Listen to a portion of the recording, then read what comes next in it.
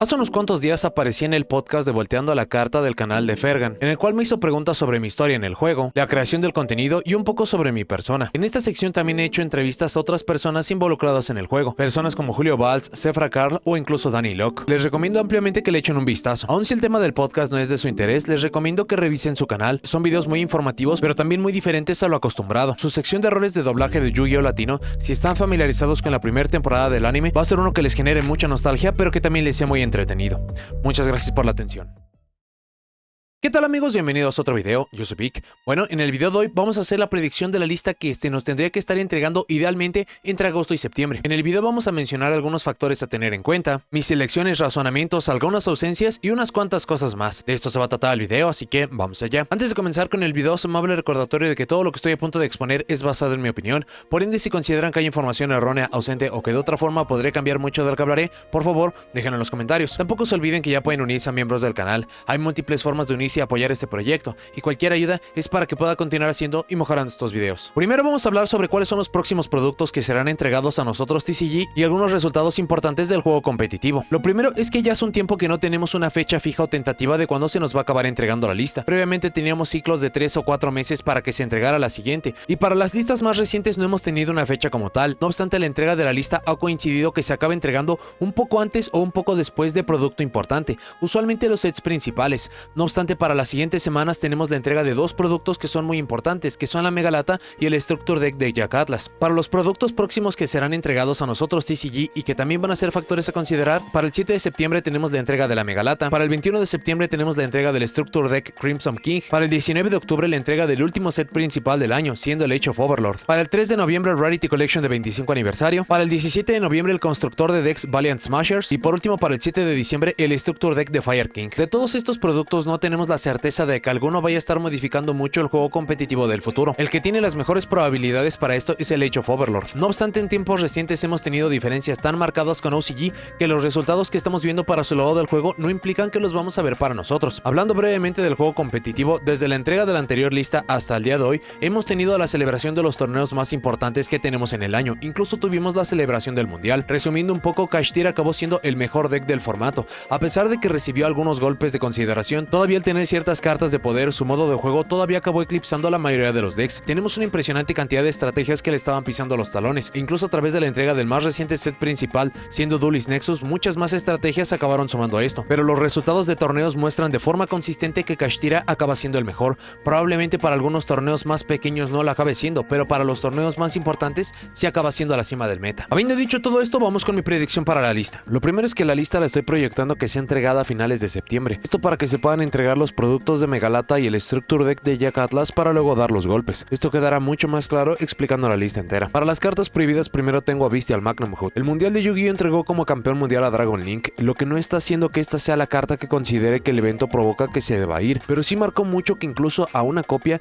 este es un monstruo con un alcance impresionante. Monstruo que funciona como una hand trap, cuerpo de consideración, genera una búsqueda y hay varias formas de poder acceder a este, incluso logrando que se pueda reciclar, es lo que genera que sea mi elección a golpear. El tipo dragón siempre ha tenido acceso a monstruos increíbles y cartas que tienen la facilidad de buscar o poner las piezas que queremos siempre han sido elecciones de ver en la lista, como es el caso de Gardragon Elpi. Si bien este lo agrega a la mano y no lo invoca, lo que le da su valor añadido es ser parte de un motor que puede hacer que lo veamos una y otra vez, haciéndolo una pieza muy potente. Y si bien esto no provocaría que el deck se quede sin esta opción, utilizando algo como el Hieratic Seal of the Heavenly Spheres, esto es cuando el plan de juego ha salido y después del turno del oponente, no desde el primer turno y hasta pudiendo generar daño al rival. Esta es una de las cartas más esperadas de la Mega Lata, pero hemos tenido evidencia en múltiples puntos del juego en el que se dan reimpresiones en este producto para luego dar los golpes necesarios. El Hot Red Dragon Arcfiend King Calamity es un monstruo de sincro de nivel 12 que tiene un efecto para dejar al oponente prácticamente sin jugar, pensado para el deck de Red Dragon Arcfiend y Resonator como una primera jugada para simplificar el campo del oponente y poder ganar. No obstante, soporte reciente en Duelist Nexus han creado la posibilidad de invocar este en el turno del rival para incluso muchos otros decks para los cuales no está diseñado, prácticamente poniéndolo en el mismo estado de otras cartas como Shockmaster,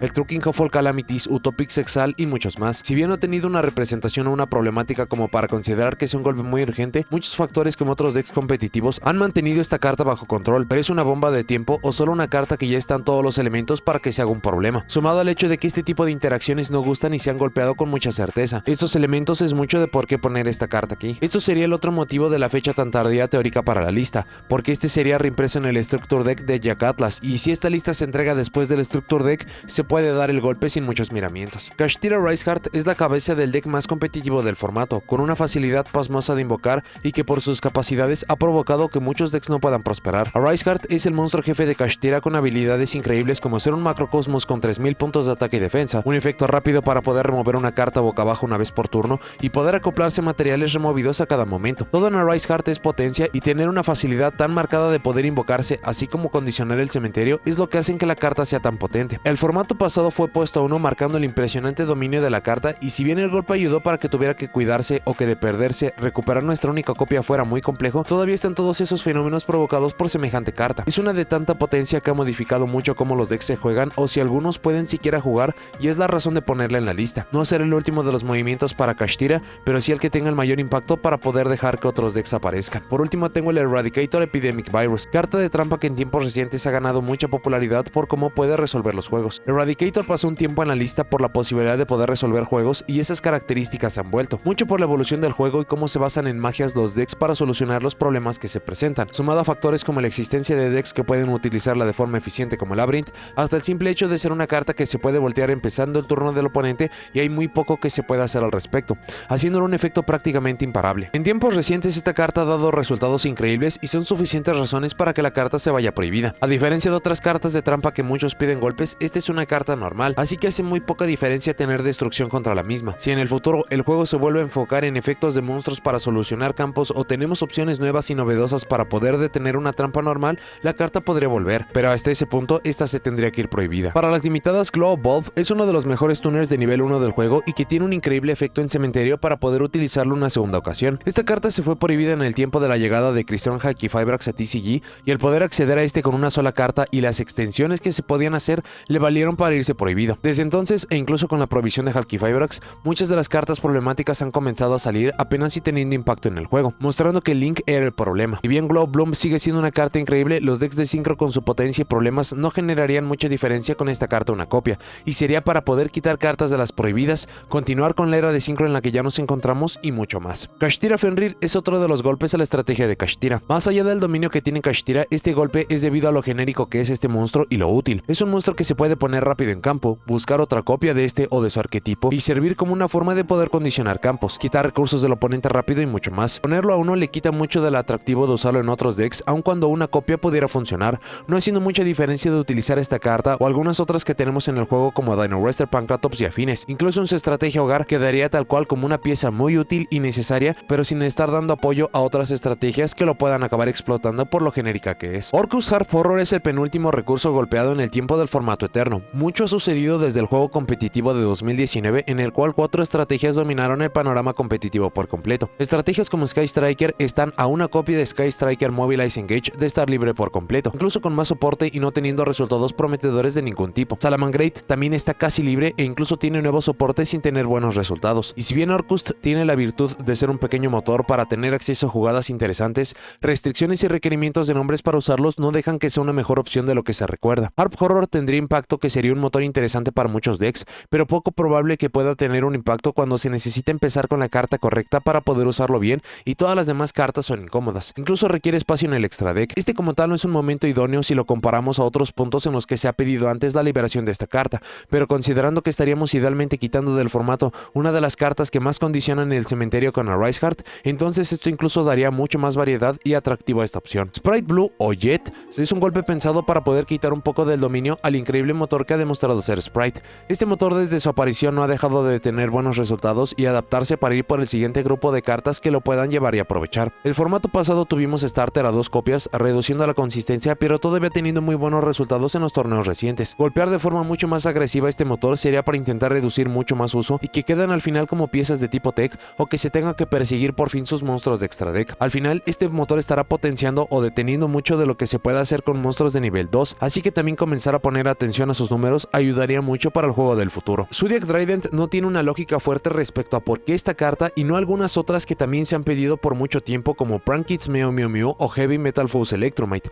No obstante, de las cartas mencionadas, Trident tiene el menor impacto y potencia. Arise Heart es una versión mucho más fuerte de este monstruo jefe y esta carta como tal solo funciona en su deck hogar o en decks que quieran sacrificar espacios en el extra deck por una destrucción de una carta boca arriba, dejándolo como una carta débil comparada a otras. La consecuencia más amplia sería mejorar el uso de Zeus en Zodiac y algunos híbridos los veríamos mucho más como contra Brigade, pero viendo cómo se ha desarrollado el formato, no se siente como la carta problemática que llegamos a ver en su tiempo y que provocó la prohibición 2 veces de esta carta. Chaos Space es el golpe de complemento a la estrategia de Dragon Link. El perseguir Chaos Space cumple con dos funciones. Lo primero es reducir la consistencia, aun cuando este significaría un -2 en economía de cartas cuando es negado, la posibilidad de poder poner en cementerio un recurso que casi inmediatamente servirá para la invocación del monstruo que nos acabamos buscando es un complemento muy bueno. Sumado al robo, reciclaje y otros puntos que tiene la carta, es simplemente muy útil como para no considerar un golpe. El segundo punto es que algo que podría detener a este golpe son las estrategias de caos que también utilizan esta, pero dichas estrategias no pareciera que serán algo que TCG busque cuando incluso vemos que tenemos prohibido algo como el Chaos Ruler y el hipotético Structure Deck de caos pareciera que nos será entregado. Esto completaría los golpes a Dragon Link, y si bien no son golpes letales y se generarían nuevos planes de juego para la estrategia, por simple concepto este deck no puede dejar de existir,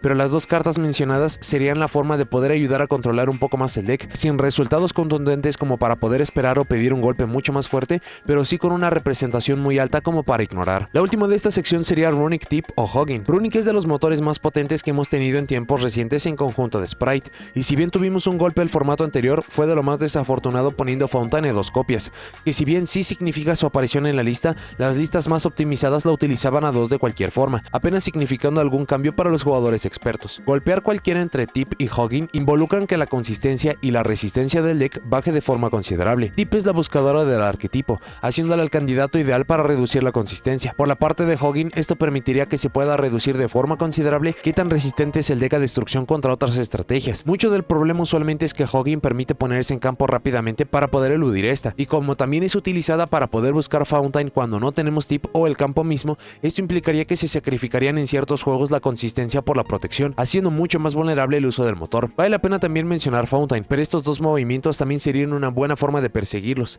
y la idea sería debilitarlo, más no desaparecerlo. Esto sería algo que se haría en las listas del futuro. Este movimiento no interferiría con las cartas reimpresas para la Megalata y solo sería cuestión de tiempo un último golpe o incluso tener la sorpresa de que algo así lo podría mantener bajo control. Para las cartas semilimitadas primero tengo Astrograph Sorcerer. Este movimiento es por dos factores. El primero es que en Age of Overlord, el siguiente set principal, se da soporte para la estrategia del Supreme King, y esta es una pieza muy útil para el arquetipo. No es diferente a otras lógicas o movimientos en el pasado de cartas que se han visto impresionantes, pero que por el estado de la mecánica de péndulo, poca diferencia han hecho, como lo vimos en el lanzamiento de Dimension Force con la liberación de Monkeyboard. Este sería el mismo principio. La otra razón es dar un movimiento a péndulos. Usualmente en cada lista vemos algún movimiento de cartas de péndulo para poder intentar mejorar el estado de la mecánica. Hemos tenido los que evidentemente no harían nada como Draco Face Off, el anterior formato, y otros que se han visto impresionantes pero que no cambiaron nada como Servant of Endymion o el mismo Monkeyboard. Y si bien Astrograph Sorcerer tiene un poder impresionante y el valor que puede dar a la mecánica es muy atractivo, sin Heavy Metal Foes Electromite sería una carta que se pueda aprovechar, más no manipular como lo solíamos ver. Todo esto sumado no es algo descabellado que pueda verse a más copias. También este movimiento implicaría incrementar la consistencia,